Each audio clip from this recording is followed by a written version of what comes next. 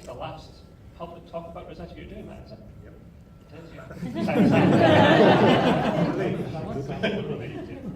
So, without further ado, I hope you'll join me in welcoming Matt to the planetarium.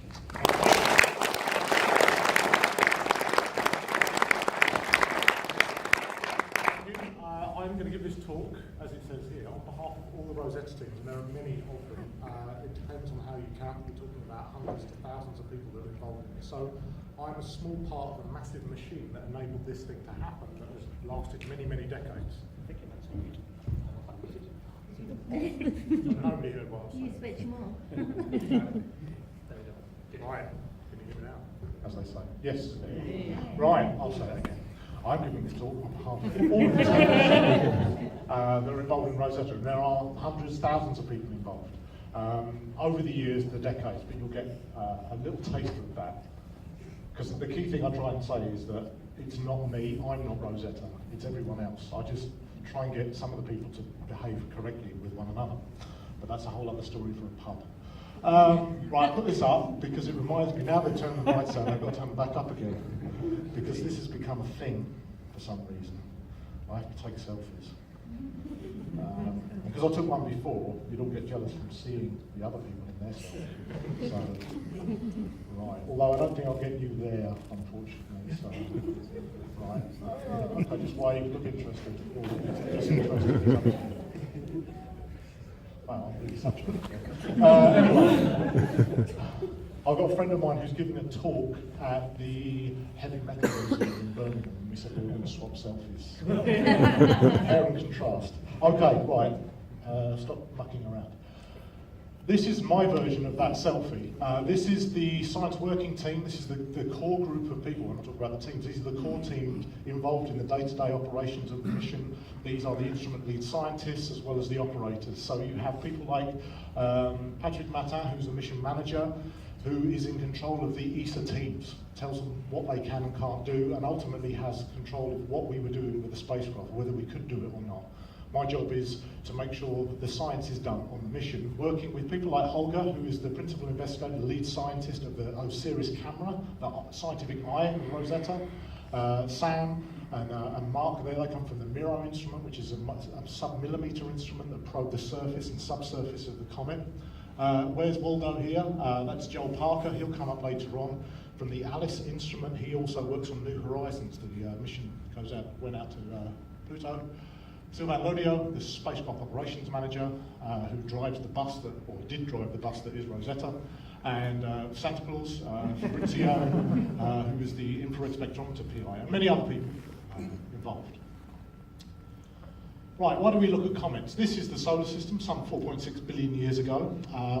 A big cloud of dust and gas collapsed to form the sun. The sun ignited. There was the formation of a disk from which the planets and the moons formed. The material that was left over we consider or call the small bodies of the solar system, asteroids and comets that we see today.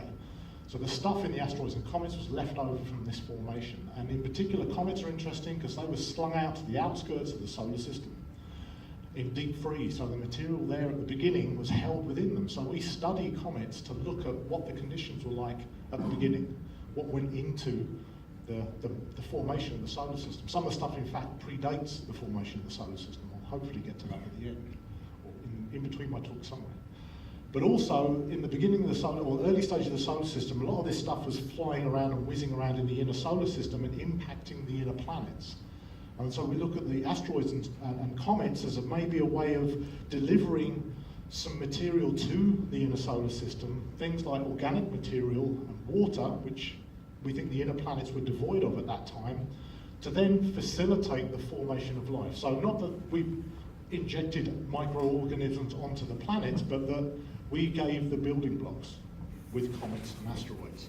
Comets in particular because of the volatile material there, or that they retain, but I'll get a bit more to that anyway. So there is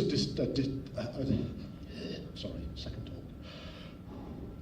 There is a link between comets and us as humans. Water, this kind of thing. This is us a couple of thousand years ago. This is actually an artistic rendition of some cave paintings that were found in Portugal. you can only imagine what these people were thinking at that time when they see this burning object in the sky, that it was probably a sign of foreboding or doom. And as we go forward in history, maybe our understanding was getting better. I think it is better now anyway. So we have some silk text from silk drawings from China, some nice drawings of comets there. I think it's about 1200 BC, and then a Babylonian tablet from about 800 BC. It's about, well, those of you that can read Babylonian will see that it's talking about Halley's Comet, actually. We know that from knowing how to read Babylonian, some of us do anyway, and backtracking the orbit of these comets. So we jump forward many hundreds of years to nowadays, where we have a much better idea of comets. Here's an orbit of a comet in black here, around the sun, that's that thing there. We're basically depicting here that when it's far away from the sun, the comet is rather inert. The icy stuff within it is still ice, still solid. When it moves towards the sun, the injection of energy starts to cause sublimation, the direct transition from a solid to a gas. And we have this fantastic apparition in the sky for particular comets that are very volatile.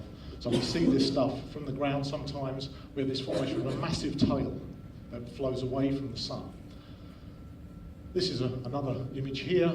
We've got a composite of Halley's Comet and also Hale-Bopp. So you've got this tiny object, the nucleus, which is actually the comet itself. So that's the comet where all this stuff comes from. It's only a few tens of kilometres in size, but the tail, there's two tails here actually, one's a gas tail, one's a dust tail, but the tail is massive. It goes out to perhaps billions of kilometres in size, depending on the activity and the phase within the orbit. Point being though, you've got an object that changes its activity depending on its location with respect to the sun. Our first foray into deep space was with Giotto in the 80s. This is Europe's first deep space mission, going to Comet Halley, and we learned a lot there. We had a big leap forward in our understanding. The fact that we had this dark nucleus that reacted readily to solar illumination, the input of the sun's energy. For reference, this is me at the same time in a characteristic blazer and tie. Also at the same time, we were already thinking about what to do after Giotto. That these were the original plans of Rosetta, to be a sample return mission, actually going to a comet, taking a piece of it and bringing it back to the laboratories on Earth. Now, for various reasons, political, financial, etc., some of the collaboration broke down, so the joint mission broke down, and ESA had to go with NASA, so ESA had to go alone. We refined our mission, so we changed it to going to a comet and sending the best laboratory there. So that's the Rosetta we know today. Rosetta isn't the first mission to go to a comet, neither was Halley. There were a bunch of, first mission to go to a comet. Halley wasn't first, or isn't the only one. There were a number of spacecraft that went to Halley. Sorry, I'm going all over the place here with that coffee. Giotto wasn't the first, or wasn't the only one that went to Halley. There were a number of spacecraft that went there. Here I list all of the spacecraft that have imaged comets, because there have been other spacecraft that have detected comets, but more the interaction of the comet with the outer atmosphere of the sun, the solar wind. But here are the ones that have been imaged, and here are the list of spacecraft. You know, there are a load of spacecraft that went to Halley. All of these, though, were flybys. They were hundreds of kilometres distance and travelling at very high velocities. So they really just took a snapshot of the comet and then went away. We knew that we had to do better than that. We had this mission already planned at this time to go and escort the comet as it went past its closest approach to the sun, perihelion, and stay with it to see how this activity worked, to see how it went from an inert object to a very active object. And that was the key thing about Rosetta. That's what we wanted it to do, get within 100 kilometres and stay there at walking pace for a long time to see how a comet works. The name Rosetta and Philae are the name of the lander, comes from these objects, the Rosetta Stone and also the Philae obelisk from the Temple of Isis, both of these now in classical imperialistic manner in the UK, in museums rather than where they were. But they come from Egypt. They were key in deciphering the ancient language of Egypt, the hieroglyphs. So we make that comparison with Rosetta in that that is key in deciphering the ancient language of the solar system and where we came from. This is the spacecraft itself, 32 metres tip to tip, weighed about 3 tonnes. At launch, over 50% of that was fuel. The Philae lander was about 100 kilograms. The object we flew to was Churyumov-Gerasimenko. Here is a picture of its orbit around the Sun. So it goes out to Jupiter's orbit. So it's a Jupiter-class comet. It takes about 6.5 years to do this round trip. These are images from the last time it went round. This is actually the photographic plate from when it was discovered in '69 by Churyumov and Gerasimenko, who are pictured there on the right at the launch of Rosetta with Jean-Jacques Dordain, the last Director General of ESA. On the top left here, you see here, this was our understanding before we got to Rosetta of what the comet looked like. It looked like a grey potato. We got these measurements based on imaging the comet from the ground and near Earth and looking at how the light flickered and simulating that and looking at the rotation rate. We did quite a good job in terms of the scale size and also the rotation rate just from remote sensing. And to accurately pronounce the comet, I will get Klim to do it himself. Churyumov-Gerasimenko. For brevity, I refer to it as 67P. 67P is a designation of comets that the P is periodic, so it comes back again. That's very important if you're sending a mission to a comet. The mission takes 10 years to get to the comet, and it's got an orbit period of 6.5. You want to make sure that it does come back. So it's periodic, it's the 67th one. Halley was 1P, that's the first periodic comet. Okay, we're going to change. Oh no! My control stopped working. Is it battery or no? Oh. I thought this was going to just so much good stuff. I'll spit that.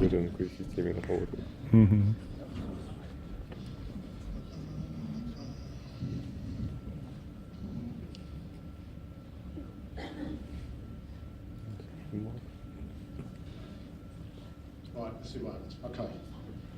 Otherwise, I'll do this presentation from the back. Right, this is basically a picture of the entire mission. This is from 2004 when we launched. Even though we had all that fuel, we had to borrow energy from the inner planets and do slingshots to get us out to the orbit of the comet.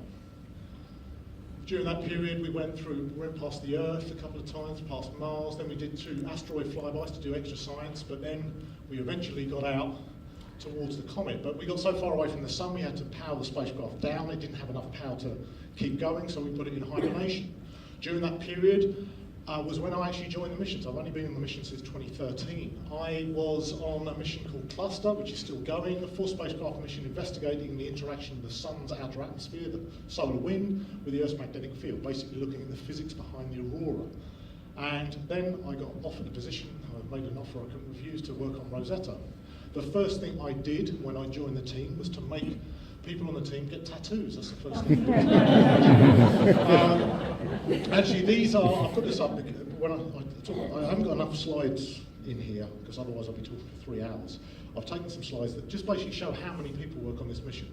This is a team in Madrid, in Spain, in the ESAC site. There's many European Space Agency sites. They're the people in charge of space operations there, science operations. This is a team of liaison scientists. They work with me and the instrument teams, mainly the lead scientists, to get what they wanted and put it in together in the mix and try and make sure that all the science we were supposed to do and wanted to do was done in an equal way, which is difficult. It sounds easy, but it's difficult when you've got all of the spacecraft platform, all the instruments basically on the same side of the spacecraft. You want to do one measurement with 2 different instruments, they have to do completely different things. So you have to try and negotiate with the teams to say, well, you do that this week and next week we'll do that for you, this kind of thing. And all of this with a constantly evolving object, and you're not totally sure whether the spacecraft will survive until next month. So it was a challenge. So they had a difficult task and they did well. Right, so we were in hibernation from 2011. In 2014, we were coming out of hibernation. And we started doing more PR from the ESA perspective. One of the things we were trying to encourage people to tell us what they do to wake a spacecraft up. What are you doing on Monday? We're waking up a spacecraft. How would you wake up a spacecraft? And a couple of us were mucking around, as you do, in Darmstadt, where the mission control was carried out. This is Joel, you remember him, the Wes Waldo. He works on Alice instrument and also New Horizons. We said we'll make our video on how you'd wake up Rosetta. Hopefully you've heard of Big Bang Theory, otherwise this is going to be rubbish. So if we want to wake up Rosetta, what's the best place to do it? How about the Rosetta Mission Control Room? Well, here we are. Let's give it a try.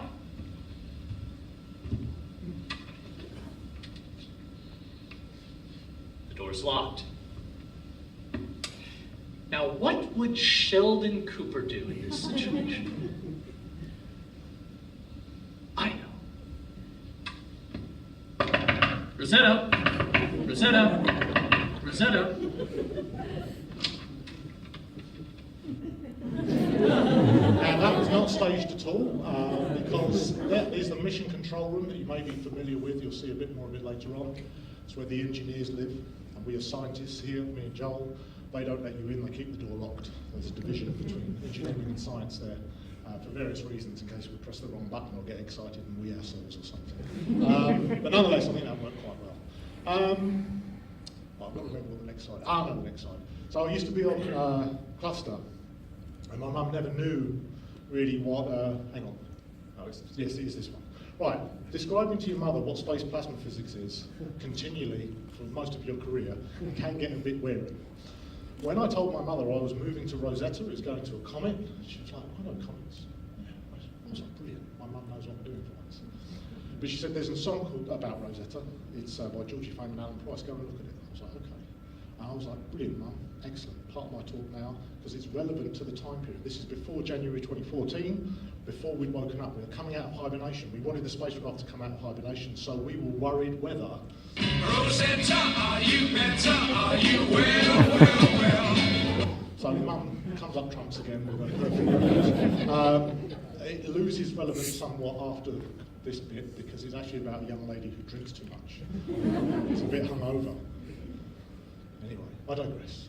So there you go, well done, Mum. So we were waiting for hibernation for this little blip, this carrier signal, and everything was great, and it came back, and everyone was happy. We sent a tweet. This is Emily Baldwin, another one member of the team, a key member of the team for the communications. Hello world, that was her live tweeting, that's her tweeting in action. We had a job. Right, so we arrived at the comet, or near the comet. We were about 9 million kilometres at that point. We had to approach an object that we thought was a grey potato. In August, at the rendezvous, we found out it looked a bit different to that. And we were very surprised, because we had to land on it.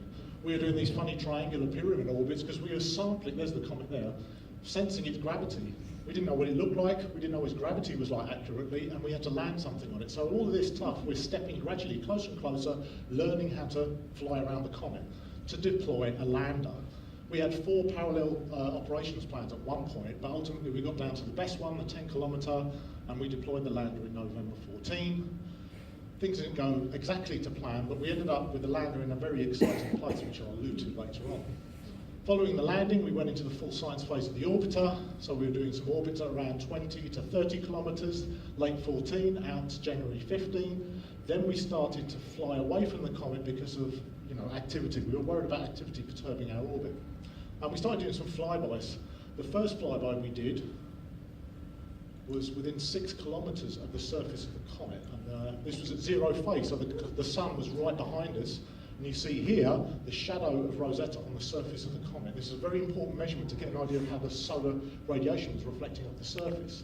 Some more orbits we were doing flybys, but then we did another one about 20 or so kilometres. We found the dust environment near the comet very perturbing for the star trackers. We needed to see the stars to be able to point accurately at Earth, and with that snow from the dust, we couldn't point properly, and we nearly lost the spacecraft. So we had to fly away from the comet to get away from the activity and learn how to fly around the comet again. We were flying certain orbits when we suddenly heard this noise in ESOC, where we heard back from the lander. And we were flying over the same region because we'd finally come back, the lander had come back, but it didn't come back fully. We weren't able to command it to do science operations. It was just telling us it was okay, kind of. We never got a stable contact with it, and we did get contact and then kind of blipped out. Then we went through perihelion, and the most activity, you see this massive outburst. We were having thousands of kilograms of material come off of the comet at that point. Then we flew a far excursion to look at how the solar wind interacted with the comet. This is at that time from the Earth, we were talking about 80,000 kilometers in extent at the time. And now we start stepping closer and closer to the comet in late 15.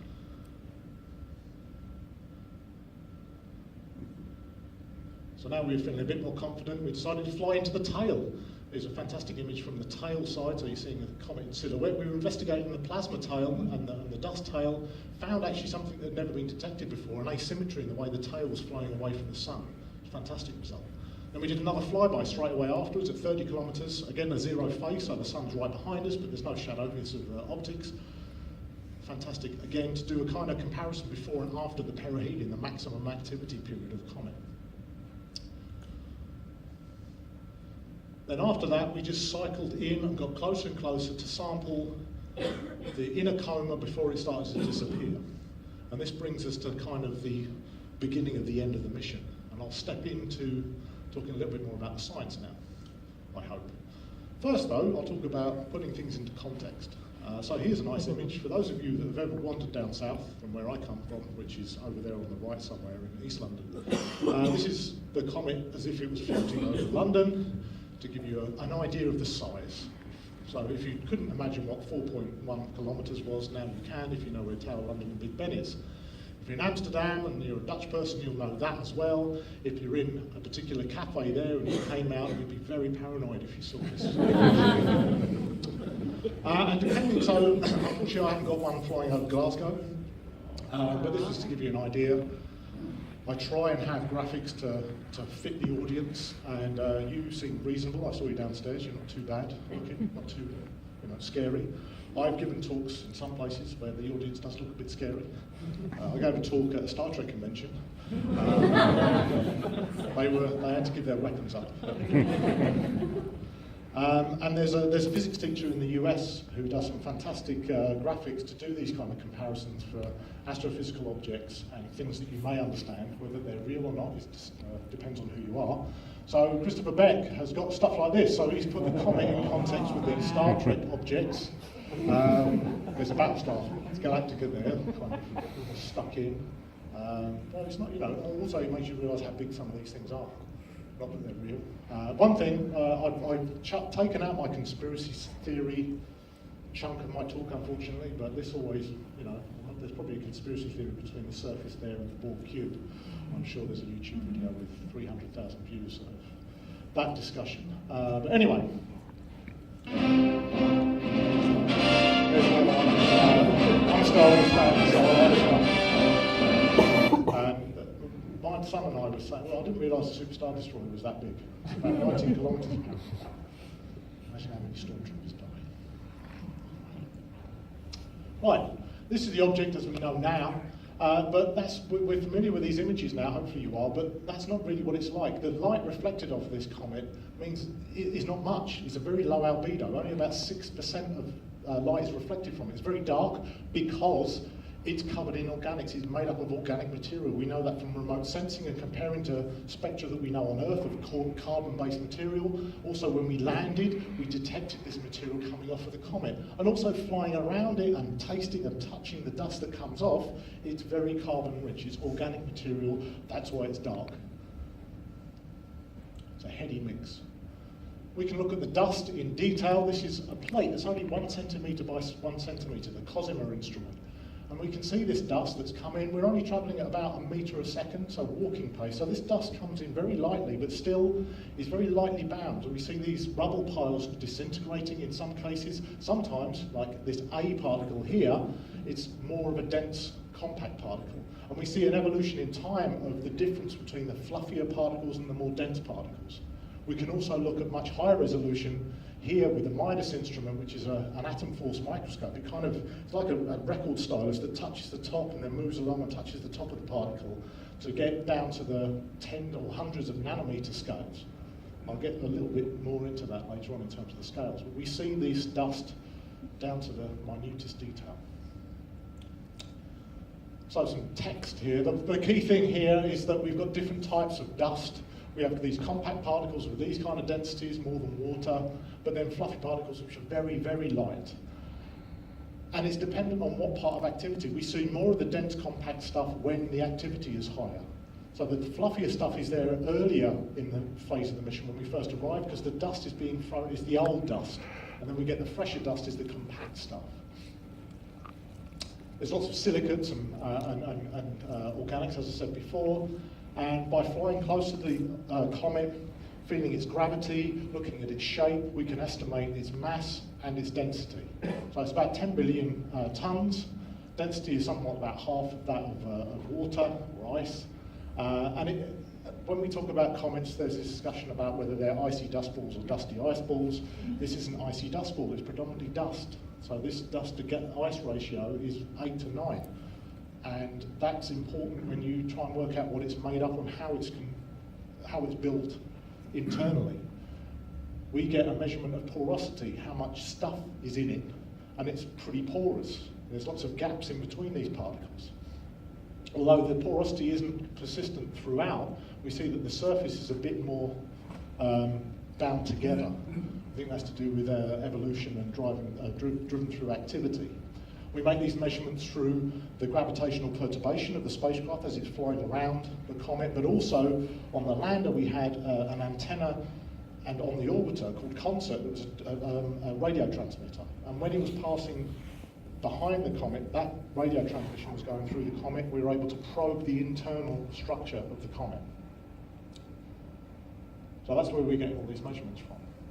This is a really busy slide. I'll just point out a couple of things. The point here is we're sniffing the gases that come off of the comet, and they really tell you some fantastic details about where the comet came from and how it fits in with the evolution of the solar system. We detected, or we looked at what the flavour of water from the comet, and that was important to try and match it to whether it was important in delivery, or that kind of comet was important in the delivery of water to the Earth in the early age of the solar system.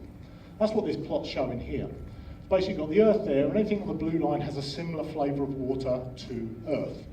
We see that asteroids are pretty similar, so we think asteroids now are probably the dominant mechanism of water delivery at the early phase of the solar system, but also actually that the Earth itself maybe retains some subsurface water.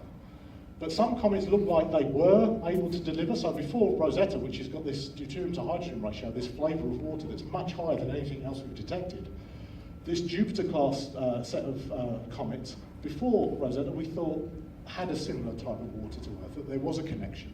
But all Rosetta's shown is that actually there's a broad range in the different flavours of water that we see in these comets. The main thing I want you to take from this is the fact this is a very high deuterium to hydrogen ratio. What that means when you look at how the comet has evolved, where it comes from, is that it originated very far away from the sun and was formed very far from the sun to have that level of deuterium. So it's really a very old and classical, what we call a Kuiper belt object, that it existed and started very far away from the sun. And that matches a lot of the other volatile measurements that we've made, things like, nitrogen that I show here. So all of these things added together say that this is an old comet, that it's been around a long time but hasn't been really perturbed too much or evolved too much. And we also have detected other things, noble gases, again constraining how we think the comet formed, how it evolved. Molecular oxygen was one of the big things that we detected that was very striking. We didn't expect that because oxygen is a very friendly molecule. It likes to get with other things, but this was found by itself. The only way you do that is by kind of locking it in early on in certain conditions. It actually constrains how and within what temperature range the cloud that formed the sun was in as well. So there are all these big picture things that you have to try and talk about consider just by detecting molecular oxygen in the amounts that we did with Rosetta. One of the other things is, with the Rosetta results, we were then able to go back to the Giotto results at Halley and go back at that mass spectrometer results and say, actually, Halley has got oxygen in it as well. So again, feeding into our better understanding of where comets fit into the general evolution of the solar system and how comets themselves were formed and evolved. We also found glycine in the comet, an amino acid. So there's the discussion of, all right, so the water on the comet was not the same as that on Earth. Kind of saying, Comets weren't a major mechanism of delivery of water to the Earth, but they contain a lot of organics. Things like glycine could have been delivered by comets, only in a small amount, and thus providing to a warm, wet Earth the conditions or the building blocks that could then go on to life. So just giving you that link to us as humans. And glycine's the only one we can find on this comet. There's no evidence of aqueous water, so water in its liquid form. And glycine's the only amino acid that can survive in such conditions. So everything's fitting together when we piece all of these measurements of molecules, and this is still ongoing. I'll go on about that later on. So now we talk about just the visual appearance of the comet. So this is a graphic describing the different regions that we have on the comet, which are delimited by basically their appearance, what they look like. The regions on the southern hemisphere, or the southern part of the comet, not the southern, sorry, the body of the duck are named after male Egyptian deities, and the head of the duck after female Egyptian deities, to keep with the theme. One of the biggest things we found with Rosetta is the importance of seasons. Now, the particular plane of the orbit and the rotational tilt of the comet is such that different parts of the comet are shown, the sun gets to, or illuminates different parts of the comet at different parts of its orbit. Basically, let's look at this one here. So this is in summer in 2014, our summer. The left-hand wing area, or the left-hand side of the duck, is being illuminated by the sun. And as we evolve in time, you see that actually we start to see the right-hand side of the duck more illuminated by the sun. This is the southern summer, which only lasts between May 2015 and March 2016. So it's a very short-lived summer for that part of the comet. The rest of the 6.5 years it spends in complete darkness, compared to the northern part that we call, which is the left-hand side of the duck, which spends most of its time illuminated but further away from the sun. So we have this real difference between the different parts of the comet driven by different activity levels and illumination, which has been a striking result from Rosetta. Another thing that means is we couldn't see all of the comet at the beginning, and so over time we gradually built up a regional map that then was completed to show this with this Mercator projection. You can't really see, this is the belly of the duck, that's the head of the duck. But over time we were able to complete the map because of the evolution of the seasons. So there's some regions which are consolidated, we see lots of fractures, they look a bit rocky, there's not too much dust. When you zoom in a bit more, you see these fractured-like features. We see them on the smaller scales as well. This is from the Philae camera, Shiva. We see these fractures there at meter scale as well. We think these are driven by thermal stresses on the surface. The comet rotates every 12 hours. The temperature change can be something like 200 degrees in about 4 hours. So you can imagine the thermal stresses that the surface is experiencing. We think that's what drives most of these cracks. We also see a crack in the neck, which I don't think I showed, which we think is actually a mechanical stress from the rotation.